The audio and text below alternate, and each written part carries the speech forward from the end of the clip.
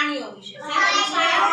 કેવા પ્રાણી? નાના પ્રાણી અને મોટા પ્રાણી, બે અલગ અલગ હોય. એક પ્રાણી હોય ઈ મોટા હોય તો બીજા પ્રાણી હોય ઈ નાના હોય.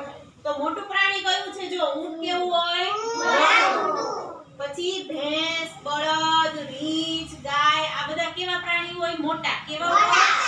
પછી હાથી કેવો હોય ભાઈ? હોય. પછી હિપોપોટેમસ, પછી જીરાફ, આ બધા પ્રાણી કેવા હોય? મોટા.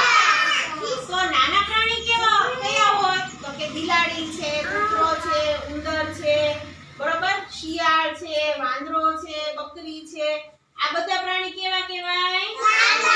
નાના પ્રાણી. અમુક પ્રાણી જંગલમાં રહેતા હોય, અમુક પ્રાણી આપણે પાળી શકતા હોય એવાય હોય. તો આપણે પાળતા હોય એ પ્રાણી કયા છે?